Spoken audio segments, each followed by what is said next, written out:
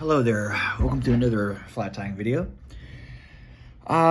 Today we're going to do probably one of the easiest flies to tie, and it catches a lot of fish.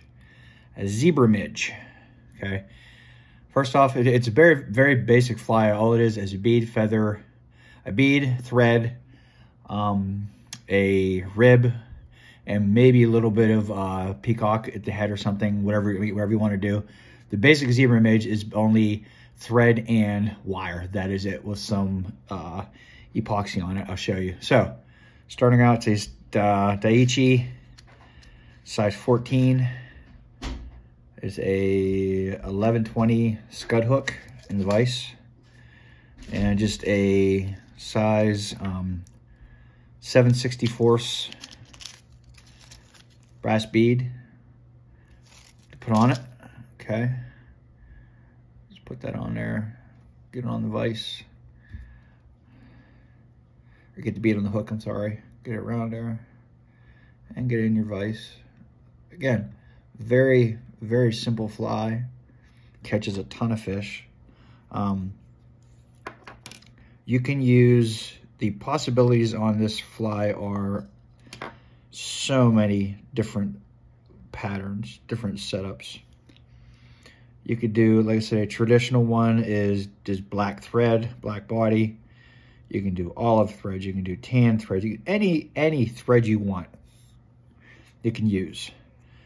And you can use any kind of wire you want. It depends on what is coming off in your area. But again, a traditional zebra midge is black. It's actually black body with a silver rib wire. So, just like any other fly, you want to start, start your thread, start back a little bit. Want to cut your tag off like that. Bring it down to probably right there, the shank of the hook, and bring it back up to the bead itself. Now you want to use probably some small wire, would say, would be your best bet. Don't want to go too thin because you want to give it some body, some segmentation when you tie this. So always tie it up on the very top. Okay, get it started, and then just slowly bring it back down the body. That way we have a nice smooth body. And bring it back up to here. Okay, now you basically rib the body.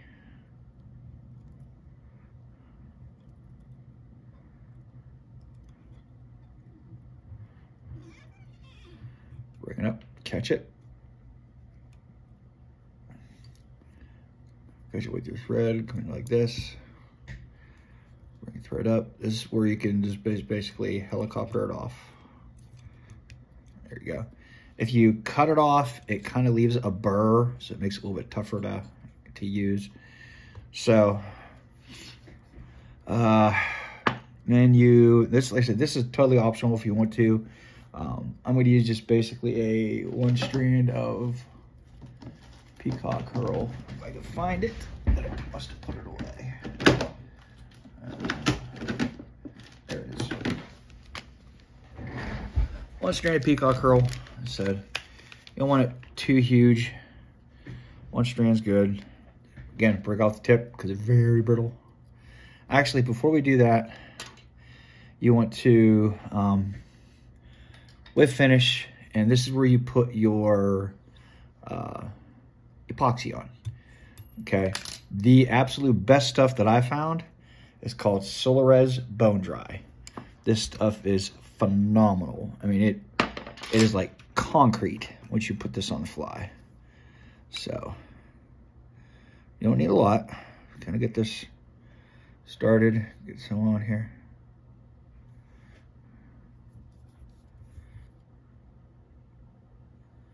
Okay, make sure you get the entire hook.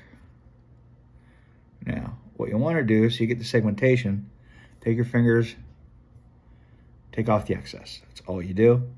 Then, once you have it on there, it's not going to run anywhere because It's real thin. UV light.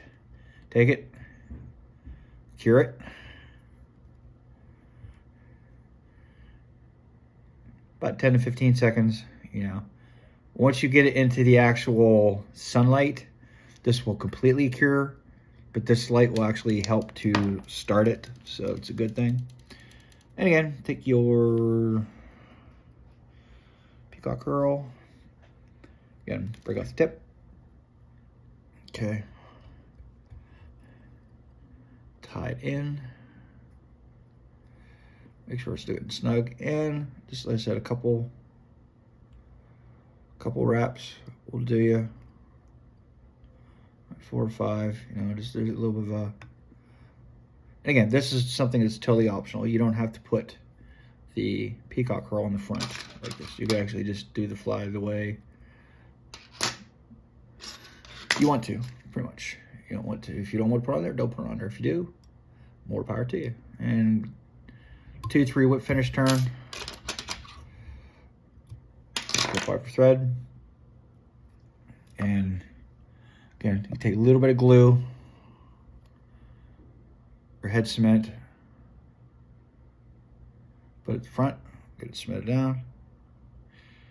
And that is your finished zebra midge. Again, the traditional zebra midge calls for a silver wire. I like to use copper. So this is a size 14. Like I said, it's not huge, not really tiny. A lot of people will tie these up to like a size 20.